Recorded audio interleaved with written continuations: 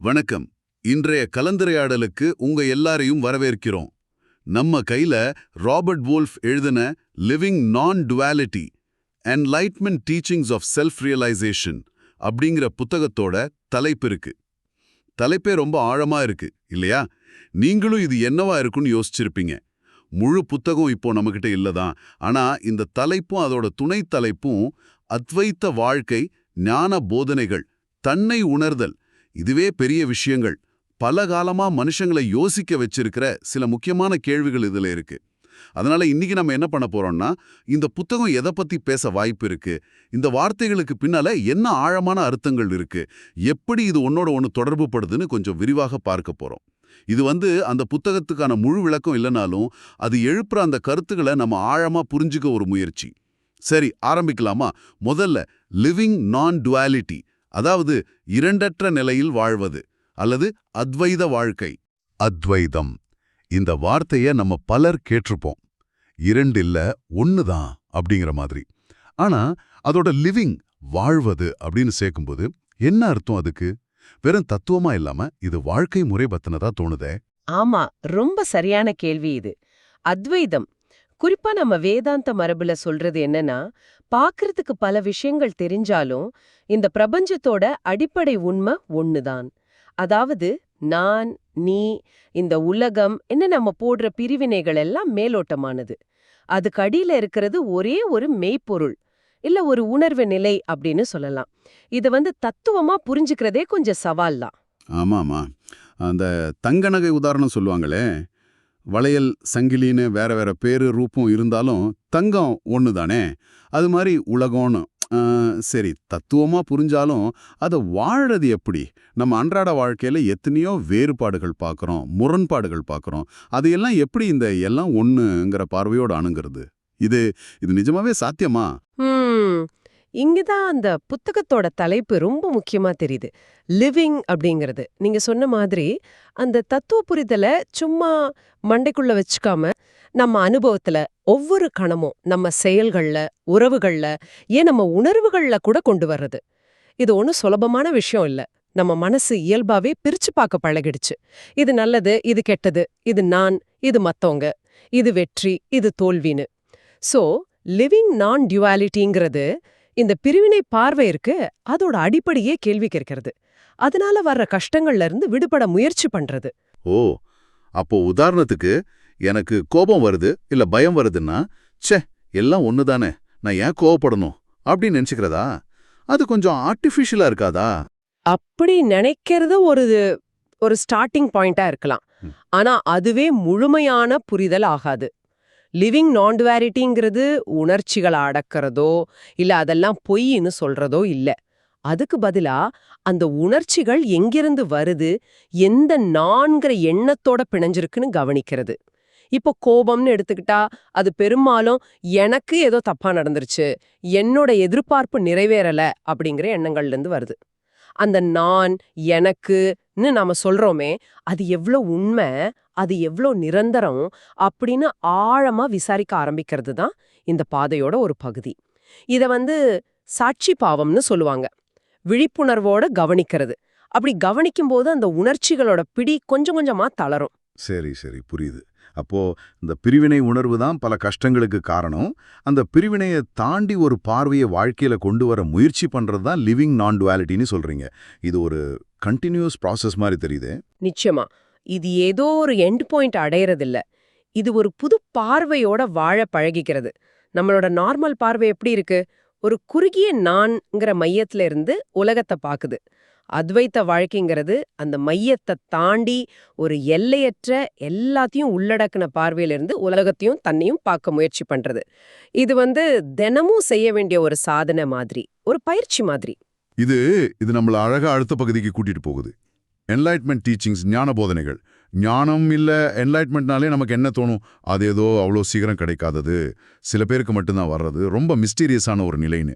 ஆனா இந்த புத்தகத்தோட துணை தலைப்பு அந்த நிலையை அடையிறதுக்கு போதனைகள் இருக்குன்னு சொல்லுது. இந்த போதனைகள் எதை நோக்கி இருக்கும்? அது எப்படி இந்த லிவிங் நான் டுவாலிட்டியோட சேருது? ஞானம், என்லைட்டன்மெண்ட், இந்த வார்த்தைக்கு நேரடி அர்த்தம் பார்த்தா ஒளி பெறுதல் இல்லனா தெளிவடைதல். அறியாமை, அதாவது அவித்யான்னு சொல்ற அந்த இருட்டு விலகி உண்மை, சத்தியம், அத பத்தின தெளிவு கிடைக்கிறது. எது உண்மை? அத்வைத பார்வையில பார்த்தா அந்த இரண்டற்ற மெய்ப்பொருள் ஒண்ணுதான் உண்மை. நாம சாதாரணமா உண்மைன்னு நம்புற இந்த உலகம், நம்மளோட தனிப்பட்ட நான்கிற அந்த ஈகோ, இதெல்லாம் முழுமையான உண்மை இல்ல. அது ஒரு தோற்றம், ஒரு மாதிரி கனவு மாதிரின்னு புரிஞ்சுக்கிறது தான் ஞானம். இந்த புரிதல் கிடைச்சா துன்பத்துக்கு மூல காரணமா இருக்கிற அந்த பிரிவினை உணர்வு, பற்றுதல், இதுலேருந்தெல்லாம் முழுமையான விடுதலை, அதாவது மோட்சம் கிடைக்கும்னு நம்பப்படுது. ஓகே. அந்த தெளிவை அடையறதுக்கு போதனைகள் எப்படி உதவும்னு சொன்னீங்க. அது என்ன? மந்திரங்களா, தியான பயிற்சியா, இல்ல பெரிய பெரிய தத்துவ விவாதங்களா? போதனைகள் பல வடிவங்கள்ல இருக்கலாம். நீங்க சொன்ன மாதிரி தியான பயிற்சியா இருக்கலாம். மனச ஒருநிலைப்படுத்த, எண்ணங்களை கவனிக்க அது உதவும். இல்லனா நான் யார், கோகம் அப்படின்னு சுய விசாரணை பண்ற முறைகளா இருக்கலாம். நம்மளோட உண்மையான இயல்பு என்னன்னு மனச உள்ள திருப்புறது. சில சமயம் குருவோட நேரடி உபதேசமா இருக்கலாம். சீடரோட சந்தேகத்தை போக்கி உண்மைய நேரா சுட்டி காட்டுற மாதிரி. இல்ல தத்துவ விளக்கங்களா இருக்கலாம். உலகம்னா என்ன, மனம்னா என்ன, மெய்ப்பொருள்னா என்னன்னு பகுத்தறிஞ்சு புரிய வைக்கிற மாதிரி. இப்போ ராபர்ட் ஃபுல்ஃபோட புத்தகம் இந்த லிவிங் நான் டுவாலிட்டிய மையமா வச்சிருக்கிறதால ஒருவேளை அனுபவ ரீதியான, நேரடியான, நம்ம அன்றாட வாழ்க்கையோட சம்பந்தப்பட்ட போதனைகளுக்கு முக்கியத்துவம் கொடுக்கலாம்னு தோணுது. அப்போ இந்த போதனைகள் ஒரு குறிப்பிட்ட மதத்தை சேர்ந்தது அப்படின்னு சொல்ல முடியாதா? அத்வைதம் ஹிந்து மதத்தோட ஒரு பகுதியா இருந்தாலும் இந்த நான் டுவாலிட்டிங்கிற கருத்து வேற மரபுகள்லாம் இருக்கே. ஆமா, கரெக்ட். இந்த இரண்டற்ற தன்மைங்கிற ஐடியா பௌத்தத்தோட சில பிரிவுகள்ல, ஜென், மகாயானம் மாதிரி, அப்புறம் தாவோயிசம், சூஃபி ஞான மரபு, இதுல எல்லாம் கூட இருக்கு. அதனால இந்த போதனைகள் குறிப்பிட்ட மத சடங்குகள், நம்பிக்கைகளை தாண்டி மனுஷனோட அடிப்படை உணர்வு நிலை, அறியாமையோட தன்மை, அப்புறம் உண்மையை தெரிஞ்சுக்கிறதுக்கான வழிமுறைகள் பத்தின ஒரு உலகளாவிய பார்வையை கொடுக்கலாம். என்லைட்டன்மெண்ட் டீச்சிங்ஸ்ங்கிறது நம்ம மனசோட தந்திரங்கள் என்ன, அது எப்படி உண்மையை பார்க்க விடாம தடுக்குதுங்கிறத வெளிச்சம் போட்டு காட்டி அந்த தடைகளை தாண்டி போக வழிகாட்டுறதா இருக்கலாம். இது அறிவை சேர்க்கறத விட தப்பான புரிதல்களை களையறத பத்தினதா இருக்க அதிக வாய்ப்பு இருக்கு. இது இன்ட்ரெஸ்டிங்கா இருக்கு. அறிவை சேர்க்கறது இல்ல, தப்பான புரிதல்களை களையறது. இது நம்மள மூணாவது கருத்துக்கு, அதாவது செல்ஃப் ரியலைசேஷன், தன்னை உணர்தல், இது கூட்டிட்டு வருது. ஞானம்னா உண்மையை அறிஞ்சிக்கிறதுன்னு சொன்னீங்க. அப்போ தன்னை உணர்தல்னா என்ன? இதுவும் ஞானமும் ஒண்ணுதானா, இல்ல வேற வேறையா? இது ரொம்ப நுட்பமான, அதே சமயம் முக்கியமான கேள்வி. ஞானம், அதாவது என்லைட்டன்மெண்ட் அப்படிங்கிறது அறியாமை நீங்கி பிரபஞ்சத்தோட அடிப்படை உண்மையை தெளிவா தெரிஞ்சுக்கிறதுன்னு வச்சுக்கிட்டா, தன்னை உணர்தல், செல்ஃப் ரியலைசேஷன் அப்படிங்கிறது அந்த அடிப்படை உண்மை இருக்கே, அது நானே தான் அல்லது என்னுடைய உண்மையான இயல்பு அதுதான் அப்படின்னு அனுபவபூர்வமா உணர்றது. இது நான் யார் அப்படிங்கிற தேடலோட கடைசி பதில். நான் யார் அப்படின்னு கேட்டா நம்ம பொதுவா என்ன நினைப்போம்? நம்ம பேரு, நம்ம உடம்பு, நம்ம எண்ணங்கள், உணர்வுகள், நம்ம சோஷியல் ஸ்டேட்டஸ், இதெல்லாம் தானே. தன்னை உணர்தல் இதுக்கு மேல என்ன சொல்லுது? அத்வைத பார்வையில நாம நான் நினைக்கிற இந்த விஷயங்கள், உடம்பு, மனசு, புத்தி, அகங்காரம், இது எல்லாமே கருவிகள் மாதிரி தான். இல்லனா தற்காலிகமான அடையாளங்கள். இதெல்லாம் மாறிக்கிட்டே இருக்கும். தன்னை உணர்தல் அப்படிங்கிறது இப்படி மாறிக்கிட்டே இருக்கிற அடையாளங்களுக்கு பின்னால எப்பவும் மாறாம, பிறப்பு இறப்பு இல்லாம, எல்லை இல்லாம, தூய உணர்வு நிலையா இருக்கிற உண்மையான நான், அதாவது ஆத்மன் எதுன்னு தெரிஞ்சுக்கிறது.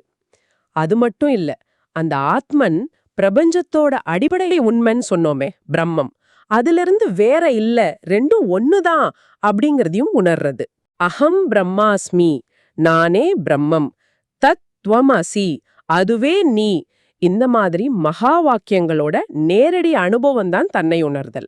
ஓ, அப்போ ஞானங்கிறது அந்த இரண்டற்ற உண்மையை தெரிஞ்சுக்கிறது, தன்னை உணர்தல்ங்கிறது அந்த உண்மையாவே நான் இருக்கிறேன்னு உணர்றது. இந்த உணர்தல் எப்படி நடக்கும்? ஒரே நிமிஷத்துல பல்ப் எரியற மாதிரி நடக்குமா, இல்ல கொஞ்சம் கொஞ்சமா நடக்குமா? இந்த லிவிங் நான் டுவாலிட்டிங்கிற தலைப்பு இத பத்தி ஏதாவது குறிப்பு கொடுக்குதா? இந்த உணர்தல் சில பேருக்கு திடீர்னு ஒரு மின்னல் வெட்டின மாதிரி நடக்கலாம்னு சொல்லுவாங்க. பல வருஷ தேடலுக்கு அப்புறம் ஒரே கணத்துல அந்த அகங்காரம்ங்கிற திரை விலகி உண்மை பழிச்சுன்னு தெரியலாம். இன்னும் சில பேருக்கு இது படிப்படியா, மெதுவா, கொஞ்சம் கொஞ்சமா மலர்ற ஒரு புரிதலா இருக்கலாம். தப்பான அடையாளங்கள் ஒன்னொன்னா உதிர்ந்து உண்மையான இயல்பு பத்தின தெளிவு அதிகமாயிட்டே போகும். இப்போ இந்த லிவிங் நான் டுவாலிட்டி அப்படிங்கிற சொற்றொடர் இருக்கே, அது ஒருவேளை இந்த 2வது அப்ரோச்ச சொல்ற மாதிரி இருக்கு. அதாவது அந்த புரிதலை தினமும் வாழ்க்கையில கொஞ்சம் கொஞ்சமா கொண்டு வந்து அதை ஆழப்படுத்தி அதிலே நிலைச்சு நிக்கிற ஒரு தொடர்ச்சியான ப்ராசஸ். ஞானம் கிடைச்சாலும் அதை வாழ்க்கையில நடைமுறைப்படுத்துறது தான் நிஜமான சவால். அந்த சவாலை ஃபேஸ் பண்றது தான் லிவிங் நான் டுவாலிட்டி. ஆக அப்போ இந்த 3 கான்செப்டும் living non டியூயாலிட்டி, enlightenment teaching, self realisation ஒரு நேர்கோட்ல போற மாதிரி தெரியுது. இரண்டற்ற தன்மை பத்தின போதனைகளை கேட்டு சிந்திச்சு பயிற்சி செஞ்சு டீச்சிங்ஸ், அதனால அறியாமை போய் உண்மை பத்தின தெளிவு கிடைச்சு என்லைட்மெண்ட். அந்த உண்மைதான் தன்னோட உண்மையான இயல்புன்னு உணர்ந்து செல்ஃப் ரியலைசேஷன், அப்புறம் அந்த உணர்தலா அன்றாட வாழ்க்கையில வாழ்ந்து காட்டுறது லிவிங் நான் டியூயாலிட்டி. இதுதான் இந்த பயணத்தோட முழுமைன்னு இந்த புத்தகம் சொல்ல வருதோ? ஆமா, தலைப்பை மட்டும் வச்சு பார்க்கும்போது நீங்க சொன்ன இந்த தொகுப்பு ரொம்ப பொருத்தமா இருக்கு. இது ஒரு முழுமையான ஆன்மீக பாதையோட ஒரு ப்ளூ பிரிண்ட் மாதிரி தெரியுது. தத்துவமோ பயிற்சியோ அனுபவமோ ஒன்னா சேர்ற ஒரு பயணம். இது வெறும் தியோரி பத்தி மட்டும் இல்ல, நம்மளோட இருப்பு, நம்மளோட பீயிங், அதோட தன்மையே மாத்துறத பத்தினது. சரி, இவ்வளவு ஆழமான விஷயங்கள் பத்தி பேசும்போது ஒரு பிராக்டிக்கலான கேள்வி வருது. இப்ப நம்மள கேட்டுட்டு இருக்கிறவங்க அவங்களோட அன்றாட வாழ்க்கையில எத்தனையோ பிரச்சனைகள், டென்ஷன், கவலைகள், ரிலேஷன்ஷிப் இஷ்யூஸ் இதோட போராடிட்டு இருப்பாங்க. இந்த அத்வைத்தம், ஞானம், தன்னை உணர்தல்னு நாம பேசுற இந்த பெரிய பெரிய விஷயங்கள்ல இருந்து அவங்க உடனடியா என்ன எடுத்துக்க முடியும்? இது சும்மா சிந்தனைக்கு நல்லா இருக்கே தவிர நடைமுறையில் ஏதாவது பயன் இருக்கா? இது ரொம்ப ரொம்ப முக்கியமான கேள்வி. இந்த பார்வைகள் வெறும் தியரி இல்ல, நிஜமாவே ரொம்ப பிராக்டிக்கலானவ. உதாரணத்துக்கு மன அழுத்தம், பதட்டம் எடுத்துக்கோங்க. இதுக்கு முக்கிய காரணம் என்ன? ஒண்ணு, நடந்தத பத்தி கவலைப்படுறது, இல்ல நடக்க போறத பத்தி பயப்படுறது. அப்புறம் நான்கிற அந்த தனிப்பட்ட ஆழ் உணர்வோட நம்மள ரொம்ப இறுக்கமா அடையாளப்படுத்திக்கிறது. அதனால வர்ற ஒரு பாதுகாப்பின்மை உணர்வு. அத்வைத பார்வை என்ன பண்ணுது? இந்த நான்கிற கான்செப்டே கேள்வி கேக்குது. நாம நம்ம எண்ணங்கள், உணர்வுகள், நம்ம உடம்பு இதுல இருந்தெல்லாம் கொஞ்சம் தள்ளி நின்னு அதை வெறுமனே கவனிக்கிற அந்த சாட்சி நிலைய பழக பழக அதோட பிடி குறையும். நிகழ்காலத்துல வாழ பழகும்போது பாஸ்ட், ஃபியூச்சர் பத்தின கவலைகளோட தாக்கம் தானா குறையும். சரி, மத்தவங்களோட இருக்கிற உறவுகள்ல இது எப்படி உதவும்? எல்லாம் ஒண்ணுன்னா மத்தவங்க பண்ற தப்பு எல்லாம் கண்டுக்காம விட்டுறணுமா? அப்படி கிடையாது. தப்பான விஷயங்களை சுட்டி காட்ட வேண்டிய இடத்துல காட்டலாம். ஆனா அத்வைத பார்வை அந்த செயலுக்கு பின்னால இருக்கிற நபரை வெறுக்காம இருக்க உதவும். ஒவ்வொருத்தரும் அவங்க அறியாமை, பயம், ஆசைகள் இதனாலதான் செயல்படுறாங்கன்னு புரிஞ்சுக்கும்போது கோபத்துக்கு பதிலா ஒரு கருணை வர வாய்ப்பு இருக்கு. மத்தவங்கன்னு நாம நினைக்கிறவங்களும் அடிப்படையில அதே உணர்வு நிலையோட வெளிப்பாடுதான்னு புரிய ஆரம்பிக்கும் போதே உறவுகள்ல ஒரு ஆழமான புரிதல், பொறுமை, மன்னிக்கிற தன்மையெல்லாம் வரும். பிரிவினை உணர்வு குறைய குறைய சண்டை சச்சரவும் குறையும். அதாவது இது உலகத்தை விட்டு ஓடி போறது இல்ல, உலகத்தை இன்னும் கொஞ்சம் திறந்த மனசோட, கம்மியான ஜட்ஜ்மெண்டோட, அதிகமான அன்போட அணுகுறதுக்கு கத்துக் கொடுக்குதுன்னு சொல்றீங்க. மிகச்சரியா சொன்னீங்க. இது வாழ்க்கைய வேண்டான்னு சொல்றதில்ல, வாழ்க்கையை இன்னும் முழுமையா அதோட ஆழத்தோட வாழ்றது. துன்பம் வரும்போது ரொம்ப உடைஞ்சு போகாம, இன்பம் வரும்போது அதுல மிதந்து போகாம ஒரு சமநிலைய, இக்வானிமிட்டி அதை கண்டுபிடிக்க இந்த பார்வை உதவும். நாங்கிற சின்ன வட்டத்திலேருந்து வெளியே வந்து இந்த பெரிய பிரபஞ்சத்தோட தன்னை இணைச்சு பார்க்கும்போது நம்ம பர்சனல் பிரச்சனைகள் எல்லாம் அதோட உண்மையான அளவை விட பெருசா தெரியாது. இது ஒரு விதமான மன அமைதிக்கும் நிறைவுக்கும் வழிவகுக்கும். ஆக ராபர்ட் வோல்ஃப் எழுதின living non duality, enlightenment teachings of self realization புத்தகத்தோட தலைப்பையும் துணை தலைப்பையும் மட்டும் வச்சு நாம இன்னைக்கு அத்வைதம், ஞானம், தன்னை உணர்தல்னு ரொம்ப ஆழமான ஒன்னோடொன்னு பிணைஞ்சிருக்கிற கருத்துக்களையும் அதை எப்படி நம்ம அன்றாட வாழ்க்கைக்கு உதவலான்னு கொஞ்சம் விரிவா பார்த்திருக்கோம். ஆமா, இந்த புத்தகம் தியரிய தாண்டி அனுபவபூர்வமா வாழ்ந்து காட்டக்கூடிய ஒரு ஆன்மீக வழிய சொல்ற மாதிரி தெரியுது.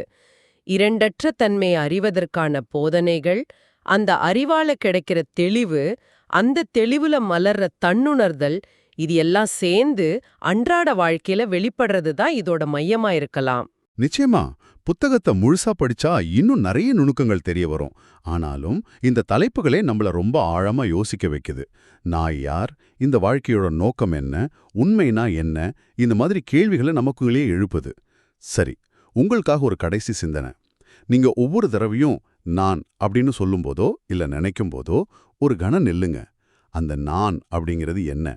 அது உங்க உடம்பா, உங்க மனசா, உங்க நினைவுகளோட தொகுப்பா, இல்ல உங்க சமூக அடையாளமா? இல்ல, இது எல்லாத்தையும் பார்த்துட்டு இருக்கிற, இது எல்லாத்துக்கும் பின்னால அசையாம இருக்கிற ஒரு அமைதியான வெளி மாதிரி ஒண்ணா? அந்த நாங்கிறது ஒரு நிலையான பொருளா, இல்ல ஒவ்வொரு கணமும் மாறிட்டே இருக்கிற ஒரு நிகழ்வா? இந்த கலந்துரையாடலுக்கு பிறகு இந்த கேள்வியை உங்களுக்குள்ளே கேட்டு பாருங்க. ஒருவேளை பதில் நீங்க எதிர்பார்க்காத இடத்துல இருக்கலாம். அடுத்த முறை சந்திக்கிற வரைக்கும் சிந்திச்சுட்டே இருங்க. வணக்கம்.